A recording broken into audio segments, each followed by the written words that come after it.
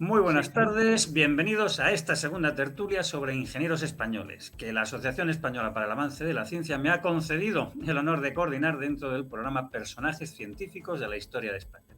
Hoy vamos a hablar sobre Leonardo Torres Quevedo con tres especialistas en la vida y la obra del más prodigioso inventor de su tiempo. En primer lugar, Josu Aranberri, que ha sido director general de Política Científica del Gobierno vasco, profesor titular de Arquitectura e Ingeniería de Computadores, decano de la Facultad de Informática y vicerrector de la Universidad del País Vasco y coordinador durante más de 20 años de la red académica I2 Basque. También nos acompaña Daniel González Fernández, investigador doctoral en la Universidad de Bristol, en el Reino Unido, graduado y máster en Ingeniería Civil por la Universidad Heriot-Watt de Edimburgo, que ha estudiado in situ la obra de Leonardo Torres Quevedo en el Valle de Iguña, en el Monte Pilatos en Suiza, en el Monte Ullía en San Sebastián y hasta en el Parque de las Cataratas del Niágara. Y en tercer lugar va a estar con nosotros Alfonso Hernando González, que ha sido profesor de matemáticas en la Universidad de Burgos y catedrático en diferentes institutos de bachillerato de la ciudad de Burgos. Es licenciado en Ciencias Físicas por la Universidad Complutense de Madrid y doctor en Física por la Universidad Politécnica de Madrid, con una tesis precisamente sobre la obra de Leonardo Torres Quevedo como precursor de la informática. Bueno, y parece natural que empecemos esta tertulia sobre nuestro ingeniero más universal con Josu. Josu, Torres Quevedo nació en Santa Cruz de Iguña, en Cantabria, en 1852. Pero si solo recordamos sus raíces iguñesas, ¿no estaríamos dando una imagen bastante parcial sobre sus orígenes? sí, realmente yo tengo también esa sensación, porque la vida y la trayectoria de Leonardo Torres Quevedo no se explica sin conocer los detalles de su infancia y adolescencia en Bilbao y cómo esto le marcó para el resto de su vida. Uno de esos detalles es la herencia que recibió en el año 1868, cuando acababa de cumplir poco más o menos 15 años. Él nació en diciembre del 52 y en enero del 68 recibió una herencia de millones de reales de las marquesas de Varga, las señoritas Barrenechea, que ciertamente le prohijaron en Bilbao. Cuando su familia tuvo que marchar a Andalucía siguiendo la trayectoria de su padre, él se quedó residiendo en Bilbao en casa de las señoritas Barrenechea. Cuando falleció la última Barrenechea y se hizo cargo de la herencia que la gestionó su padre, pasó a estudiar el bachillerato en París en el Colegio Chaptal, un colegio de élite especializado en formar a sus alumnos en materias de industria y comercio, con alumnos tan destacados como su colega y amigo Valentín Gorbeña, como Maurice Docagne, que fue el que le introdujo en la Academia de Ciencias de París, y otros personajes célebres como Salvador de Madariaga, Alejandro Dumas hijo, Andrés Bretón o más recientemente Nicolás Sarkozy. Torres Quevedo, con su casa construida en Madrid en el año 1874, vuelve a Bilbao y participa en la defensa de la villa contra el asedio carlista, y aparece esto en algunos relatos. Y Torres Quevedo nunca abandona Bilbao y tiene una presencia relevante en la vida de Leonardo. Incluso su hija Julia nace en 1895 en Bilbao.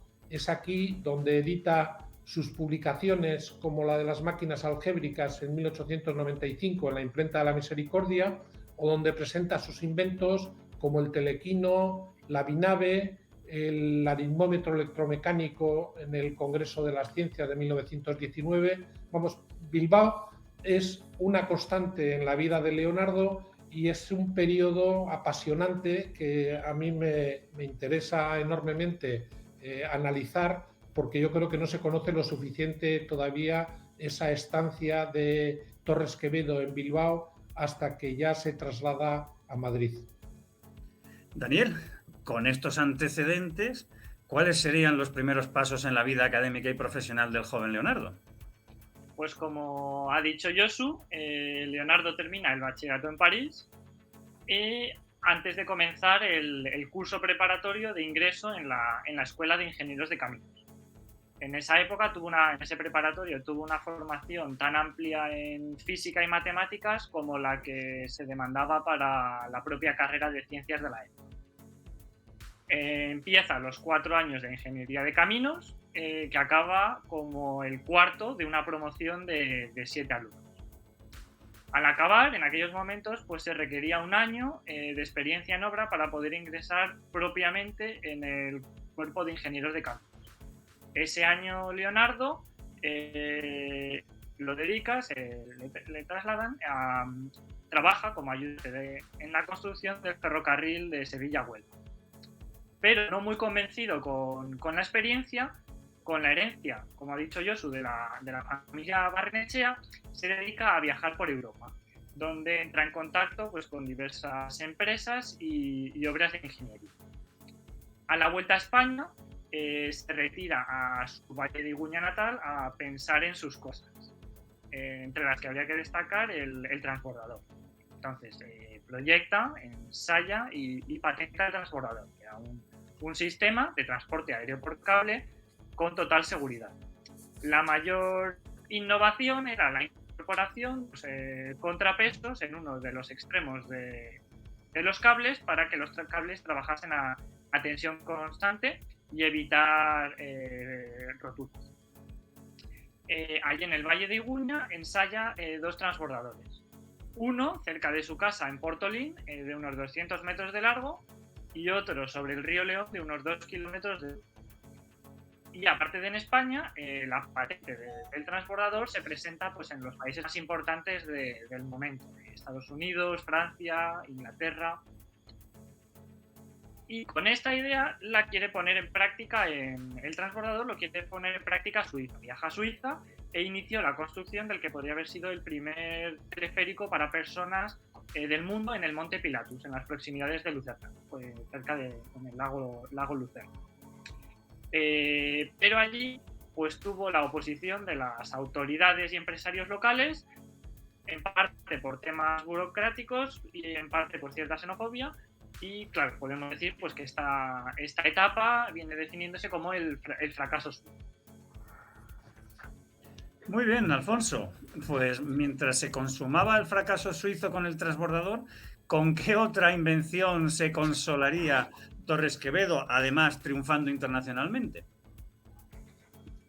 Pues nada más y nada menos que con las máquinas de cálculo, que fue un campo en el que trabajó mucho Torres Quevedo. Pero en esta primera época trabaja con máquinas, y esto yo creo que es interesante destacarlo, con máquinas de tecnología mecánica, que luego va a utilizar otro tipo de tecnología, y con máquinas analógicas, que en esa época, a finales del siglo XIX o comienzos del XX, eran las más importantes, porque aunque existían máquinas digitales, o sea, como los ordenadores actuales que trabajan, digamos, con ceros, unos, ¿no? Pues estas máquinas estaban muy limitadas, eran máquinas también mecánicas, y solamente eran capaces de hacer una operación, normalmente sumas, multiplicaciones y poco más. Y para resolver problemas matemáticos más complejos, se tuvo en esa época una gran expansión de las máquinas analógicas. Y en este terreno en el que Torres Quevedo pues, era un hombre totalmente desconocido inicialmente, pues va a hacer una labor extraordinaria. Va a hacer como él siempre hace con todos los problemas, los va a estudiar profundamente, va a analizar teóricamente los problemas, las dificultades, y luego va a ir haciendo diseños muy detallados y finalmente va a construir máquinas. Eso hace que primero en Madrid se le apoya ya y después en Francia, lo que hace que pase de ser un hombre muy desconocido, un ingeniero pues completamente anónimo, a ser un hombre primero que ya tiene una buena relación con la Academia de Ciencias de Madrid y poco después, en 1900, pues ya tiene un prestigio muy grande, precisamente con Maurice d'Ocaña, que ya ha citado Josu, ¿no? Y que hace que este hombre a partir de 1900 pues sea una celebridad. Y sabéis que luego Maurice d'Ocaña enseguida decía aquello de que era el inventor más prodigioso de su tiempo, ¿no? En una época que, como alguna vez ha dicho Paco, lleno de grandísimos inventores. Y yo creo que de momento pues a lo mejor lo podemos dejar aquí. Bueno, Josu, resuelto el problema de la mecanización del cálculo por parte de Torres Quevedo, en realidad en el tránsito del 19 al 20 a lo que se dedica nuestro inventor genial es a resolver otro problema, el de la navegación aérea mediante dirigibles. Pero claro, eso tiene sus riesgos. ¿Qué otro problema va a resolver antes nuestro querido Leonardo? Bueno, pues Leonardo comienza con el mando a distancia. La primera patente del mando a distancia o telequino, como lo denominó, es de diciembre de 1902 en Francia. Las noticias de prensa certifican que el telequino fue presentado en agosto de 1903 en la Academia de Ciencias de París y que la primera versión fue construida en los laboratorios de la Sorbona. A la presentación de París siguieron las pruebas en el Betty High con el triciclo eléctrico en 1905, pero ya Leonardo estaba pensando en las pruebas de sus dirigibles, que corrían riesgo si se hacían tripulados. De nuevo vuelve a Bilbao en noviembre de 1905 para demostrar las capacidades del telequino con el bote Vizcaya desde la terraza del Marítimo de Labra, y las pruebas definitivas se hacen en septiembre de 1906 ante el rey Alfonso XIII, recién casado, venía de haberse casado en mayo de ese mismo año y consigue un gran reconocimiento social. Un acontecimiento que algunas familias aún recuerdan. Como me ha comentado un destacado industrial de Bilbao, su abuela estaba presente en esa recepción de Labra, que fue cubierta ampliamente en la prensa local. El telequino inicialmente parecía que estaba diseñado para teledirigir un torpedo, siguiendo un poco la línea de su primo Bustamante, pero pronto Leonardo cambió su orientación a materias más humanitarias, al manejo de un vehículo autopropulsado a distancia, en tierra y mar, con el triciclo y el bote Vizcaya. Aplicado a los vehículos aéreos como los dirigibles, coincide totalmente con lo que hoy se conoce como un drone, para manejar un vehículo aéreo a distancia. El telequino además ha sido reconocido por el IE Cubo como un hito histórico en la ingeniería eléctrica y electrónica, un milestone que destaca su característica como primer mando a distancia inalámbrico por ondas hertzianas, con la precisión adecuada para enviar órdenes concretas como avanzar, retroceder, girar 90 grados a izquierda o derecha, etc. Una máquina de estados, una primera muestra de la ciencia que hoy conocemos como la automática. Daniel, bueno, hemos visto el éxito en septiembre del año 1906 y qué consecuencias tuvo ese éxito en la obra de Leonardo Torres Quevedo. Bueno, pues como consecuencia del éxito de las pruebas del telequino, que había descrito Josu, al terminar 1906, pues se crea la Sociedad de Estudios y Obras de Ingeniería, con el objetivo de financiar estos proyectos de Torres Quevedo. Esta sociedad la funda Valentín Gorbeña y un grupo de empresarios bilbaínos. Y con la financiación de esta sociedad, siguiendo los diseños de Torres Quevedo, que había patentado la patente del transbordador, había presentado la patente del transbordador 20 años antes, empieza la construcción del primer teleférico para personas del mundo, el transbordador del Monte Ulia, en las afueras de San Sebastián, que se inaugura el 30 de septiembre de 1907. Los siguientes teleféricos, por poner en contexto, pues no entran en funcionamiento en Austria y en Suiza hasta el verano de 1908. Y el éxito del transbordador del Monte Ulia pues fue total, porque tuvo unos 60.000 pasajeros durante los primeros 4 años de vida. Y volviendo al año 1906, tenemos el momento en el que Torres Quevedo pues termina la construcción en el frontón de Quijay del primer dirigible español, con la colaboración del capitán Alfredo Quindelán. Este dirigible lo trasladan al polígono de aeroestación militar de Guadalajara. En septiembre de 1907, mientras, como hemos dicho, está terminando la construcción del transbordador del Monte Ulia, ensaya en Guadalajara este dirigible.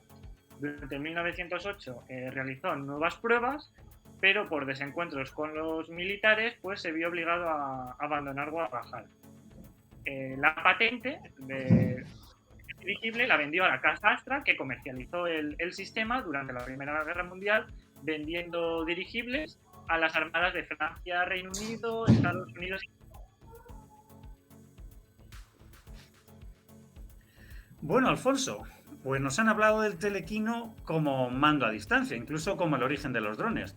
Pero yo creo que tú nos vas a contar que el telequino supuso algo mucho mayor, ¿verdad? Mucho más importante. Pues sí, efectivamente, el telequino, como él luego reconoce, dice explícitamente en Ensayo sobre Automática, supuso para Torres Quevedo el darse cuenta de que había que cambiar, como hoy se suele decir a veces, de paradigma. Hemos dicho antes que él trabajaba con máquinas mecánicas y analógicas. El telequino le pone en la pista de las máquinas electromecánicas, con componentes eléctricos, y digitales. Y aquí en el telequino, que es su primera máquina de este tipo, se da cuenta que poniendo electroimanes, poniendo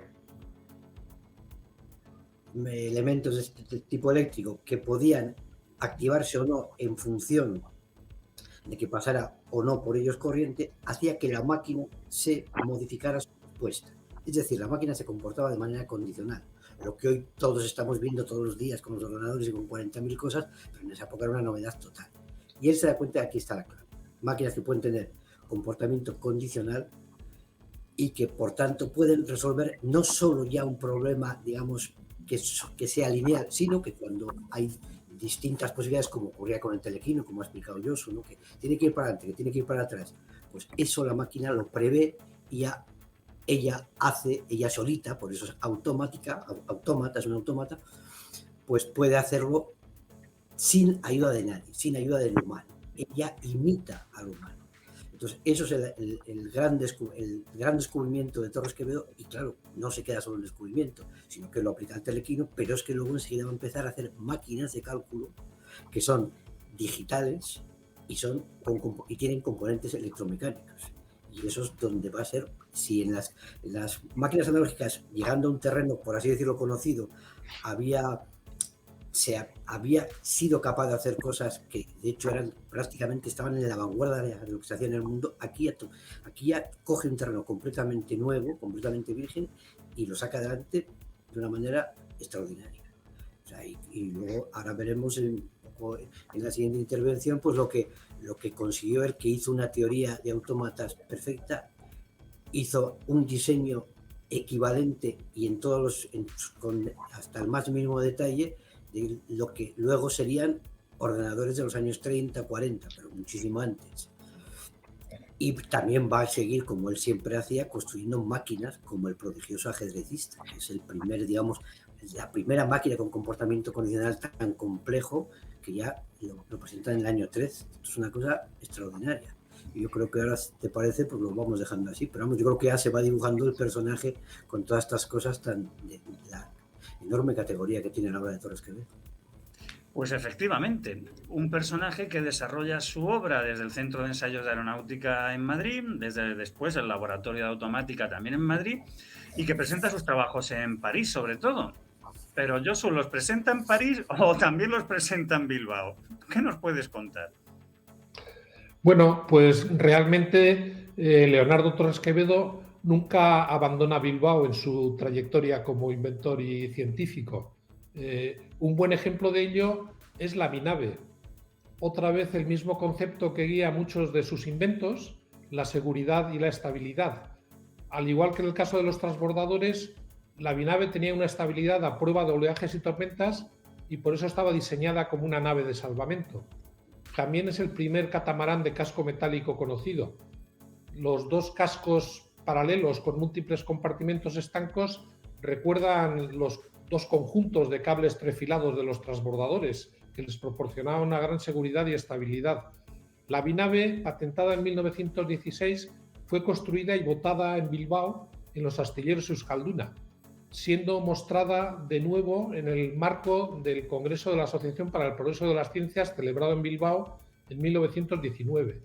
Lamentablemente acabó sus días como una ruina achatarrada en la orilla de la ría de Bilbao.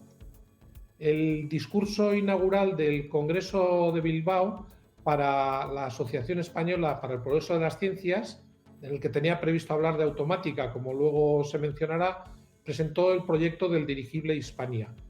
Otra colisión con un proyecto similar presentado por Emilio Herrera Linares le impulsó a efectuar este cambio. Leonardo defendía sus inventos y esto no era nuevo. tuvo un conflicto similar con el telequino, disputado con otros inventores, incluido Tesla, y con el dirigible en el caso del capitán Quindelán. En este caso, Leonardo llevó el aritmómetro a la exposición del Congreso de Bilbao, pero no lo presentó ni con una conferencia ni con un artículo. Bueno, pues efectivamente estamos viendo, y le toca a Daniel, que Leonardo es ingeniero aeronáutico, ingeniero naval, ingeniero informático, en fin, es el ingeniero total, pero yo creo que nunca dejaría de ser ingeniero de caminos, ¿verdad? Pues exactamente. Disfrutando del éxito del transbordador que había tenido con el proyecto del Monte Ulia, se decide a moverlo hacia Norteamérica. Entonces, Valentín Gorbeña y Torres Quevedo viajan a Canadá para estudiar la ubicación del que sería el primer teleférico para personas de Norteamérica. Los mismos empresarios que habían creado la Sociedad de Estudios y Obras de Ingeniería fundan otra compañía similar, la compañía española en Canadá, que será la encargada de construir el transbordador español del Niágara, que se inaugura el 8 de agosto de 1916. Este transbordador tiene unos 550 metros de luz y viaja a unos 75 metros de altura sobre el río Niágara, en uno de los meandros del río Niágara de orilla canadiense a orilla canadiense, sobrevolando durante unos metros aguas territoriales de Estados Unidos. Aunque lo intentaron poner lo más próximo a las cataratas, atravesando el río Niágara, lo más próximo a las cataratas del Niágara, esto no fue posible debido a problemas burocráticos, ya que una de las orillas era estadounidense y la otra canadiense. Entonces no pudo ser. Y bueno, hay que recalcar que este transbordador sigue funcionando hoy en día sin ningún accidente después de más de 100 años de funcionamiento. Ese mismo año, en 1916, el almirantazgo británico inicia la construcción de dirigibles del sistema Torres Quevedo, pero esta vez ya al margen de la Casa Astra. Construye 30 de la serie Coastal, 10 de la serie Coastal Star y 18 de la serie North Sea, de los cuales vendía 4 al Imperio Ruso, 1 a Francia y otro a Estados Unidos. Si al principio se había dicho que había abandonado los temas ferroviarios para centrarse en el transbordador, pues sorprendentemente retoma los temas ferroviarios presentando la patente de lo que él llamó los enclavamientos ferroviarios TQ, Torres Quevedo, en el año 1919. Este era un sistema destinado a proteger la circulación de los trenes para evitar accidentes mediante el control de cambio de agujas y señales, evitando movimientos incompatibles entre sí. Y hemos descubierto que este sistema, estos enclavamientos ferroviarios, llegó a ponerse en práctica en la línea Madrid-Alicante en el año 1930. Bueno, pues sorpresa que reciben los oyentes, ¿verdad? Seguimos con sorpresas. Josu nos ha contado pues que tenía pensado Torres Quevedo en el discurso de Bilbao de 1919 hablar de automática, pero no nos habló de automática allí. Alfonso, ¿de qué no nos habló en el Congreso y nos vas a hablar tú? Pues efectivamente de automática, es lo que él llamó la automática, que hoy quizás se llamaría informática, y que era un campo completamente nuevo. Y dice, no, esto es una ciencia nueva, esto no hay nada antes, y había un antecedente de Babbage, pero que fracasó, lo trabajó con tecnología mecánica y era, digamos, queda muy en abstracto. Pero él no, él lo hace, él en 1914 publica sus ensayos sobre automática, los publica primero en español, luego también publica en francés, por las respectivas academias, y en ellas demuestra lo que hemos dicho, lo que hemos un poco comentado con el telequino, que él se da cuenta que una máquina, o sea, lo que hoy nos puede parecer una cosa que todos los chicos, hasta los chicos pequeños con su Play lo saben, pero en 1914 no lo sabía nadie, y de hecho resultó muy sorprendente. Incluso algunos científicos decían, pero este Torres Quevedo se está pasando con eso de que la máquina puede imitar, además lo decía así, imitar el pensamiento humano. ¿Pero dónde está este hombre? Eso mismo que luego dijo Turing en 1950 y que todos decimos, uy, qué listo era Turing, de verdad. Turing era listísimo, pero el señor Torres Quevedo lo había dicho 35 años antes. Y el caso es que él, en sus ensayos sobre automática, como siempre hace, él siempre trabaja lo teórico, el diseño y las máquinas. hace una teoría general diciendo las máquinas pueden hacer esto, los autómatas pueden hacer esto, hace un diseño, como he dicho, completo de lo que hoy sería un ordenador moderno, con sus unidades de memoria, con sus posibilidades de hacer operaciones, con su programa codificado. Entonces, esto es tremendo. Y luego, además, el vaciló una serie de autómatas por si acaso quedaban dudas. Hizo autómatas, el primero, los famosos ajedrecistas, que ya en 1913 lo presenta. Y claro, esto que fue casi un revuelo internacional, pero que de alguna manera no se terminó de entender. Se vio quizá demasiado como un juguete o una curiosidad, y no como lo que era la demostración de que la máquina podía tener un comportamiento condicional tan complejo, más lo dice eso especialmente, tan complejo como haga falta. Y ya por si fuese poco, en 1919 es cuando al final, pues bueno, en Bilbao y luego en 1920 en París presenta su aritmómetro electromecánico, que ya es una primera máquina calculadora electromecánica muy completa para la época, y desde luego la primera calculadora electromecánica que podía hacer cualquiera de las 4 operaciones. Sí que es cierto que no llega a tener una, por así decirlo, no llega a ser un ordenador programable, pero eso era por unas razones puramente cuantitativas. Claro, en esa época es muy difícil hacer eso. Pero ya nos da una idea, en 1919, 1920, Torres Quevedo tiene perfectamente claro cuál es el futuro. Máquinas digitales, máquinas electromecánicas, que luego acabarían siendo electrónicas, y máquinas que pueden imitar el pensamiento humano. Esto es algo extraordinario. Pues fascinante, como están siendo testigos nuestros oyentes. Pero tenemos que ir terminando. Josu, de entre los 1000 temas que se han quedado en el tintero, ¿con cuál quieres despedirte? Bueno, yo quisiera resaltar 2 aspectos humanos de Leonardo que a mi juicio no se suelen destacar lo suficiente. Por una parte, que la mayor parte de sus inventos los presenta y desarrolla cuando ya alcanza los 50 años de edad. Siempre se suele considerar que la producción científica la hacen los jóvenes, pero en el caso de Leonardo queda demostrado que la creatividad y la invención no son incompatibles con las edades avanzadas. Y por otro, desde aquí, desde Bilbao, el carácter netamente bilbaíno de Leonardo Torres Quevedo. Tal y como expresa Miguel de Unamuno en su ensayo Sensaciones de Bilbao, hablando de los empresarios de Bilbao, dice lo siguiente: allí hay ya muchos, los más fuertes, los más bilbaínos, que aspiran no a gozar de la riqueza, sino a crearla, o si se quiere, gozar creándola, porque el bilbaíno goza creando más que consumiendo. Podemos decir en este aspecto que Leonardo, dedicado, como él mismo decía, a mis cosas y llevado por su carácter y formación bilbaína, gozaba más creando sus inventos que con una vida de lujo. Pues muy bien, muy bonita cita. En realidad todos sabemos que los de Bilbao dicen que nacen donde les da la gana. Lo que pasa es que yo creo que los de Bilbao, como los de Madrid, los de Santander, nacen donde está su madre ese día, y ese día la madre de Torres Quevedo pues estaba en Santa Cruz de Iguña, y por tanto pues es un bilbaíno que nació en Cantabria. ¿Qué le vamos a hacer, Josu, verdad? Bueno, Dani, nos hemos dejado seguro algún aspecto de la obra de Torres Quevedo, y especialmente de su obra como ingeniero de caminos. ¿No será así? Exactamente. Al final de su vida como inventor, en el año 1926, tiene lugar un acto en el que lo hicieron inspector honorario del Cuerpo de Ingenieros de Caminos.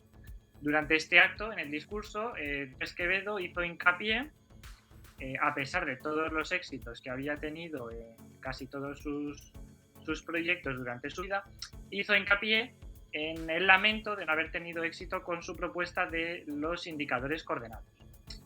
Los indicadores coordenados era un sistema de navegación urbana que se basaba en cuadricular el plano de una ciudad cualquiera para desplazarse de un punto a otro siguiendo las coordenadas correspondientes. Sin embargo, pues Torres Quevedo lamentó no haber podido ponerlo en práctica en ninguna ciudad. Y ya está. Bueno, pues a Alfonso le va a tocar el honor de terminar esta tertulia, porque en 1995, bajo la dirección de mi padre y maestro de todos nosotros, Francisco González de Posada, pues hizo la tesis sobre Leonardo como pionero de la computación, quizá el ámbito pues más de actualidad, ¿no? Leonardo, entonces, Alfonso, ¿cuál fue el lugar de Torres Quevedo en esta historia de la computación, en esta historia de la informática? Pues ya sabes, Paco, que esto lo hemos hablado muchísimas veces y creo que todos los que hemos estudiado un poco la obra de Torres Quevedo, desde tu padre o desde pues, los que estamos aquí, los queridos contertulios que tenemos, pues todos sabemos que Torres Quevedo era excepcional, es un genio de primera magnitud y es un hombre que en estos años que hemos dicho, en torno al año 10, al año 20, hace unas cosas extraordinarias, unas cosas de una... prácticamente es el único en el mundo que hace cosas así y luego, a partir del año 35, y unos señores pues más o menos muy conocidos como Aiken, como Stibez, como Zuse en Alemania, pues van retomando todo lo que hacen, pero lo van redescubriendo. Sí que es cierto que ignoran su labor en gran medida, pero es que prácticamente lo que hacen es redescubrir lo que ya había hecho Torres Quevedo. Yo os he dicho una cosa muy interesante y es verdad. Torres Quevedo era un señor mayor, por así decirlo, cuando hace esto. Hace unos años de automática tenía casi 60 años, o más de 60 años. Entonces, en cambio, todos los que lo descubren, todos los que lo redescubren a partir del año 35 suelen ser hombres jóvenes, ingenieros jóvenes, que están empezando, que se encuentran con problemas de cálculo y dicen, bueno, esto hay que buscar unos sistemas más potentes. No tienen esa base teórica que tiene Torres Quevedo. Es un enfoque mucho más equilibrado de Torres Quevedo.